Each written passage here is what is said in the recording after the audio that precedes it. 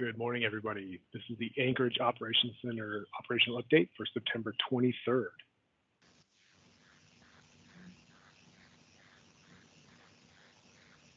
Roll call, weather, Anchorage weather here. emerging infectious diseases, Here. mass care,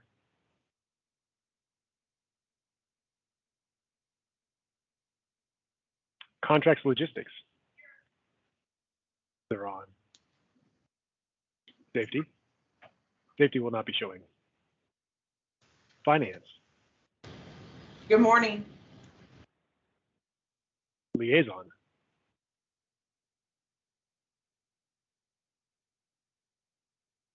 Good morning. liaison is here, and public information.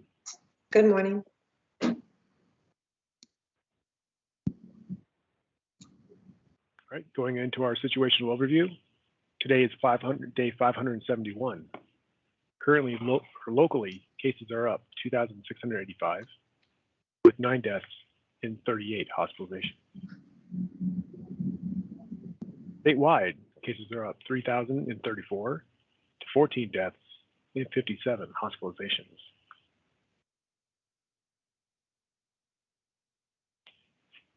For 213 resource requests, we've filled or satisfied 1,808, filled 5 since our last report, and we're currently working 24.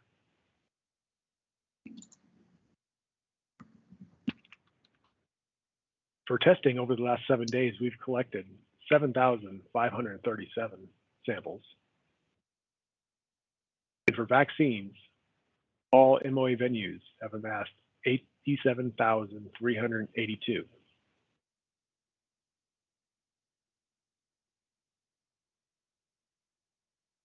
Weather. Good morning, Tim here from the National Weather Service. Just looking at what looks like an active pattern coming up through the next 24 to 48 hours. We are looking for increase in clouds with a chance of rain or mixed rain and snow starting this evening, with a high likelihood of that changing over to all snow overnight tonight into Friday morning, possibly transitioning back to a mix of rain and snow into Friday. Right now, our confidence is pretty low on snow amounts. It does look like the hillside may see a couple of inches of snow, mainly in the late evening and kind of early morning hours of Friday, with probably more measurable snow on the upper hillside. So basically every place kind of east of Birch Road, maybe into the northeast part of Anchorage, and then up into Eagle River. Farther down into the western and northern parts of Anchorage, it looks like it's probably going to be more of a mix of rain and snow, transitioning to maybe a little bit of snow in the early morning hours, maybe just in time for the morning commute, where we may end up with kind of a slushy coating to maybe a half an inch of snow on the ground, maybe mainly on the non-roadway surfaces, but does look like we will see another round of winter weather here later tonight, moving into Friday. And then after that, weekend looks like we do start to clear out on Saturday, and we start to see a little bit more sunshine as we move into Sunday and Monday. And that is all I have.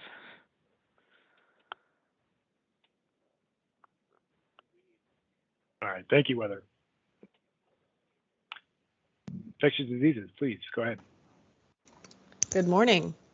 Our visit healthcare testing sites had a 6% decrease in average daily tests as compared to last week, comprised of a 6% decrease in sample collections at our drive-through community testing locations and a 1% decrease in sample collections for priority populations. The turnaround times for visit healthcare tests are averaging 29 hours between September 3rd and 16th, and approximately 10% of all tests muni-wide were positive in the last 7 days. We are partnering with the state to ensure that at-home rapid tests are widely available in Anchorage per the White House plan. On vaccinations, Pfizer booster doses will very likely be available soon. We are awaiting guidance on the definitions of the eligible groups, as well as guidance on those who received Moderna for the first round of vaccinations. Our plan for booster shots involves strike teams and mobile booster clinics for seniors and EMS workers. In addition, we will have public clinics available online at anchoragecovidvaccine.org or over the phone at 646-3322. At our static Visit Healthcare vaccine clinic locations, there was a 15% decrease in the average daily vaccinations as compared to last week, now averaging 86 doses per day.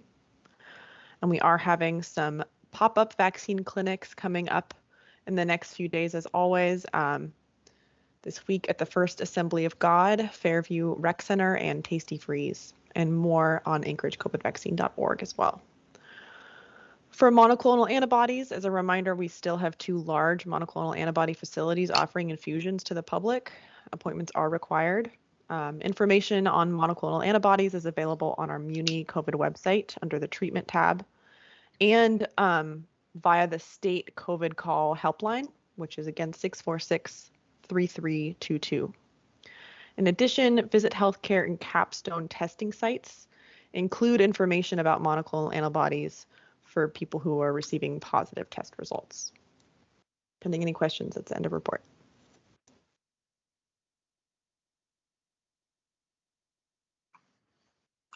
All right, thank you very much, ma'am. Moving on to mass care. Good morning, everyone. This is Sean Hayes, Mass Care Branch Chief. We have 4 people expected to discharge today, and we have 42 projected discharges over the weekend. Last week, 8 people were permanently housed through the efforts of our intensive case management team through Catholic Social Services, with a total of 49 people permanently housed through Mass Care's efforts. All right, thank you very much, ma'am. Contracts and logistics, go ahead. Good morning, this is Wendy Reese, Contracts and Logistics Lead. For Mass Care, we are currently working on the contract extensions and services through December the 31st. We are continuing to support the smooth transition of the new congregate shelter manager at the Sullivan Arena.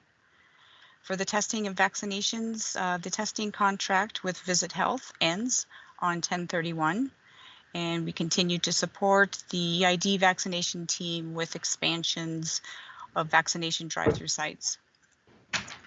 For logistics, we are currently working 25 resource requests that are ready for order status, 4 of which are in support of the operations that are personnel. And we are also working all LeMay and Personnel Plus contract extensions through 10/31. Pending any questions, end of report. I'd like to ask a question. Sorry. Go ahead. I just heard, sorry, I bounced in late, and I heard that they're working those. I was under the impression that those contracts were currently approved and funded through 10/31 for LeMay and Personnel Plus. That is correct. Okay, no problem. When I heard working, I thought that meant pending approval. Thank you. Thank you.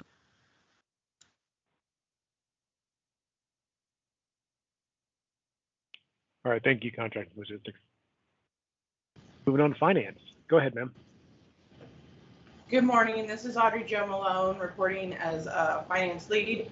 Currently, our current encumbrances for the 23rd of September are $18,113,978, with actual spent to date of $80,877,275, with a total of $98,991,253. We are currently always seeking cost recovery for expenses by way of federal funding. The MOA has received to date $27,424,539 from FEMA in way of reimbursement for COVID-19 expenses. As always, please continue submitting invoices and supporting documentation to eocinvoices@anchorageak.gov. End of report.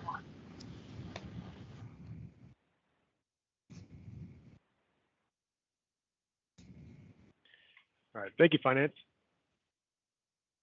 All right, for safety, It is flu vaccine season. Every year, flu vaccines prevent illnesses, medical visits, and hospitalizations and deaths. The flu vaccination also is important preventative tool for people with chronic health conditions. Vaccinating pregnant women helps protect them from the flu illness and hospitalization and has also been shown to help protect the baby from the flu infections for several months after birth. In 2017, a study showed that the flu vaccine can be life-saving in children. And while some people who get vaccinated will still get sick, the flu vaccine has shown in several studies to reduce the severe illnesses. So why is it important to get a flu vaccine every year? The flu virus are constantly changing, so flu vaccines may be updated from one season to the next to protect against viruses that research suggests will be common during the upcoming flu season. Your protection from a flu vaccine declines over time. Yearly vaccines is needed for the best protection.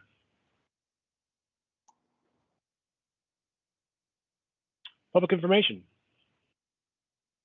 Hi, good morning, everybody. The public information team has been working with the I-team to revise the Anchorage COVIDtest.org with information for our community on how they can find testing within the private sectors, for instance, at Walgreens pharmacies, and also how they can order at-home test kits online or purchase at private providers. We're also creating and posting on social media about monoclonal antibody treatment so that our community knows that that is available to them if they test positive with COVID-19 or have a known exposure and have certain high risk underlying conditions that would make them eligible. And then I'd like to just take a few minutes to review some of the highlights from Governor Dunleavy's press conference yesterday on 9/23.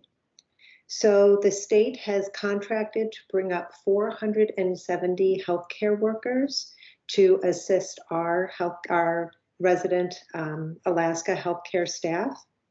They are streamlining the process for training and certification for CNAs so that CNAs can get out there faster to help staff in the hospital.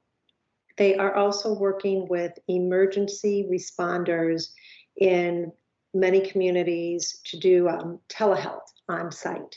So the EMS responders can telehealth with a physician who may tell them that they can treat that patient on site or to transfer to an urgent care clinic rather than to a hospital. And all of that is to try to relieve the pressure on our hospitals. They have also contracted for $2 million of rapid at-home test kits, which will be distributed to the schools so that kids can be tested quickly and quarantined if necessary. And as we all heard too, the crisis standards of care have been enacted for all hospitals within our state. There is many good articles out there that go through all this in more detail if anybody would like to read those. Barring any questions, that's it for public information.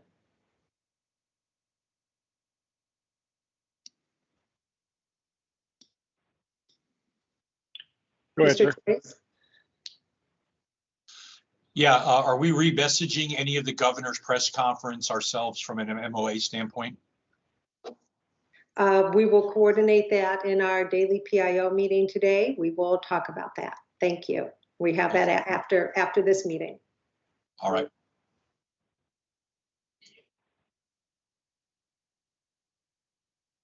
All right, no further questions. Move on to the liaison. Go ahead, ma'am. Thank you. This is Drielle Welch, Acting Liaison Officer for the Emergency Operations Center. Is the state of Alaska on to give an update this morning?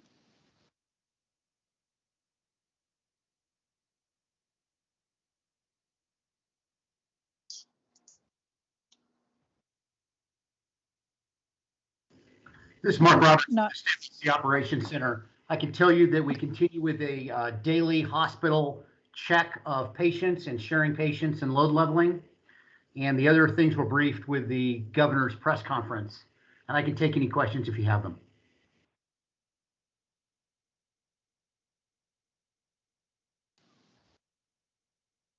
Thank you for that update, Mark. Not seeing any hands raised or people coming unmuted for questions.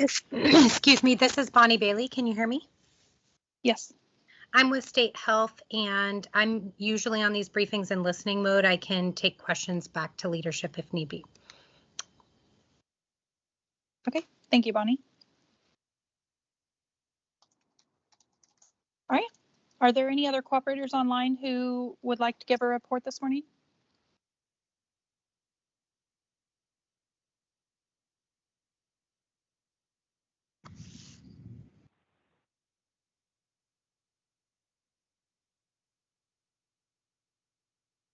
Okay, hearing none. Next slide, please. Is JBear on for an update with vaccination numbers? Hi, ma'am. This is Lieutenant Cooley from JBear. There were some questions given to me by my leadership about what exactly are we reporting in this meeting, and I know this has come up in the past, but they wanted me to clarify a few things, so I will not be reporting the numbers today, but I'll have an update for next week. And then just know that we are continuing vaccinations at this point, just not giving any data. And that's all I have, ma'am. Okay, thank you for that, Lieutenant Cooley. And if you want to give me a call afterwards, I can try to help answer any of those questions from leadership. And I can put my number in the chat if you don't already have it. All right, next slide, please. All right, and reporting out for our hospitals, A&MC, Lori, were you able to make it? I know you potentially had some conflicts.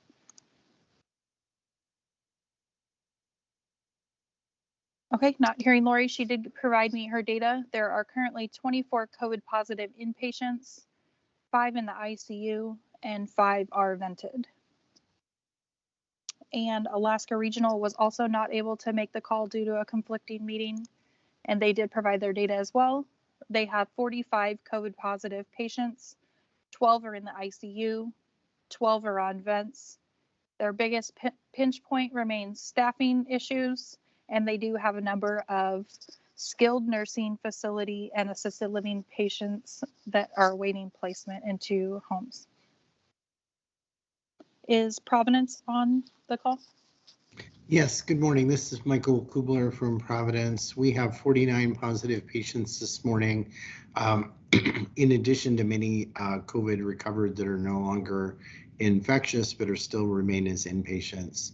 11 of our COVID positives are in the ICU with 9 on some sort of ventilation. And I would echo what you just reported as, staffing concerns, and then also the ability to discharge those lower acuity patients is limited by community availability of those resources.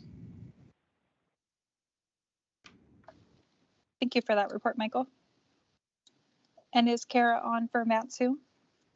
Yes, good morning. Kara from Matsu Regional Medical Center. Currently in-house, we have 45 positives with 16 in our ICU and 14 on vents and no PUIs. End of report. Thank you for that update, Kara. And that concludes the liaison report.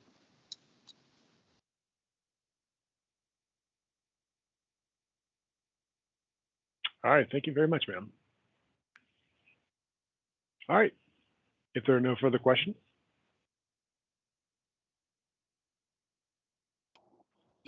Excuse me, this is Dr. Sabat. Going back to the hospital report, I've received questions from some of the assembly members asking what constitutes a crisis versus not a crisis when the state dashboard numbers conflict with what they are being told, what's being reported in the news and so on. So for anyone from the 4 hospitals that we've just, or 2 hospitals we just heard from, can you please clarify, for example, do you consider yourself in a crisis mode right now? And what are you doing to address that?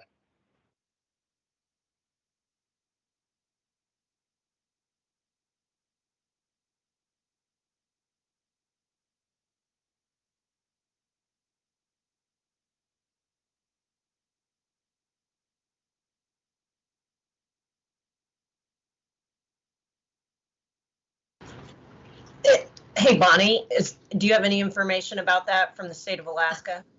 I was just going to wait and see if the hospitals answered. So, boy, this is something I feel like I need to answer very carefully. So, not looking at the numbers, but just looking at the general concepts of crisis standards of care, they have to do with needing more resources than you have in order to complete the usual standard of care for patients. And those standards of care are defined and are supervised by governing groups like the Joint Commission of Healthcare Accrediting Organizations and such, the Nursing Board, all of those governing bodies. So I would really encourage assembly members or really anyone interested in understanding crisis standards better, which would help them to interpret the data they're seeing, to really look into the Minnesota Crisis Standards of Care, which is available online, and also a site, and I'm going to spell it and I'll put it in the chat. It's called Asper Tracie, TRACIE. Asper Tracie has a bunch of different resources about educating folks on all kinds of preparedness and response things, but they have very specific things for crisis standards of care, including templates.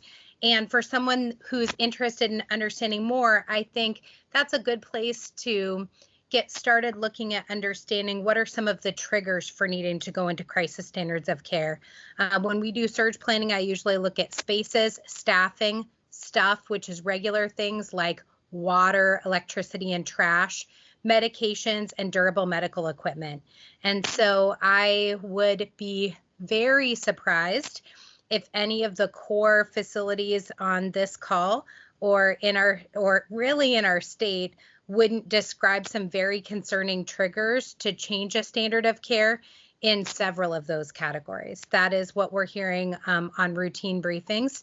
And having hospital experience myself and working in hospitals that were working under incredible duress for resources and still did not enact crisis standards of care, I am thankful that we have such a strong partnership with Ashton and the hospitals, that they've been communicating with us what their status is, and that we're doing everything we can do to try and respond, to try and meet that need. Everybody wants to provide a good standard of care, but if it's not possible, we need support to give the best care we can with the resources we have. And I'm subject to your questions. That really does not answer the question, though. I understand that, and I think they do as well. They understand the moving parts and the factors. What the last question I received referred to was a snapshot of the dashboard, looking only at numbers of available ICU beds, patient census, and things like that. And my response was that's essentially a snapshot in time, and the definition or data points that would constitute a crisis will vary from day to day or even hour to hour. Some hospitals may be more pressed than others, and so on.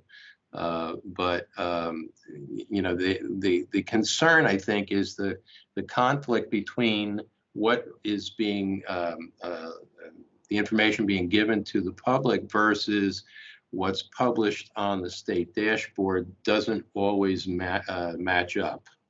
And that's where the concern is coming in, because they are trying to suggest ordinances to help on the public side of the equation to alleviate some of the pressures on the hospital. But when they look at the dashboard and it doesn't reflect what they're being told, or they think it's not reflecting what they're being told, is what the concern is. And Mr. Grace, you has hand up. Oh, can you hear me? I do hear you, but I do see a hand up. So, Mr. Grace, can you? I could wait. Yeah, I'll be glad to speak. Sorry, there was a lot of background noise there.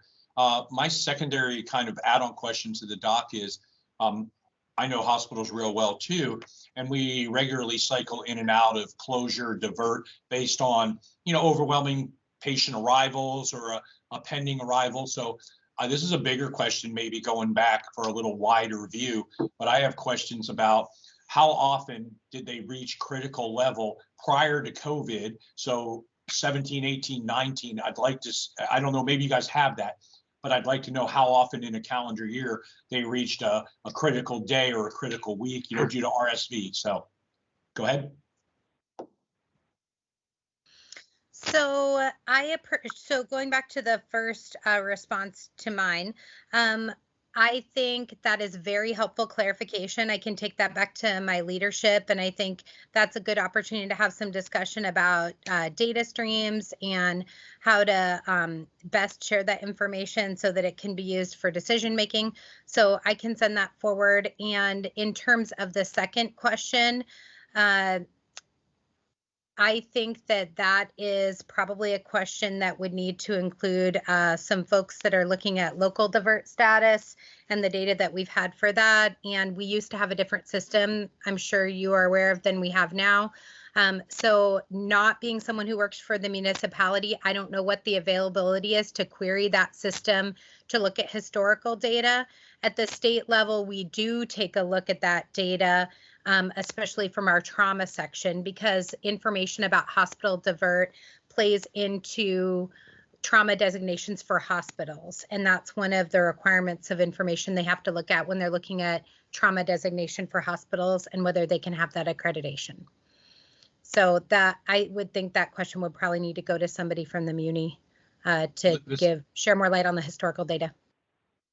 This is the Muni, and that's why I'm asking, and I know we have partners on the phone, so I'm just throwing it out there. I don't need an answer immediately, but that comes up regularly, right? Like, what does steady state look like? I mean, steady state, I mean, we're always thin up here, right? That's just a history of medicine in Alaska, and it gets worse in the bush, and this is an MOA call, so I have nothing but respect for the numbers from the state, but I'm laser focused on MOA with a bigger overview of the state as we're receiving for a lot of it. So I just want to say that I appreciate that, but I really need to get down into the weeds on, you know, Anchorage centric data versus, you know, state overall data. So thank you very much for that response. I would like some answers from DHSS, but I'm throwing it out to the team as this is an MOA call. We really want to get down into the MOA data with the backstory of the state. Thank you very much. I see some other hands up. Sorry.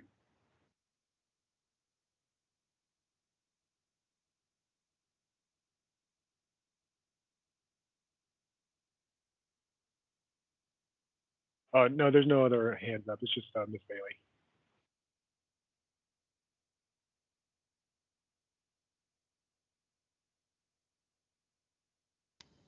That should be resolved, so please disregard. It's okay. Are there any other questions?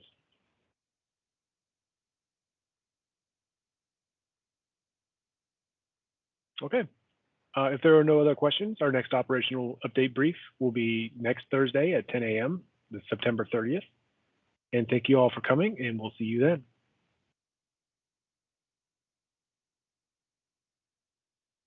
Great job. Thank you everyone for being here and supporting this mission.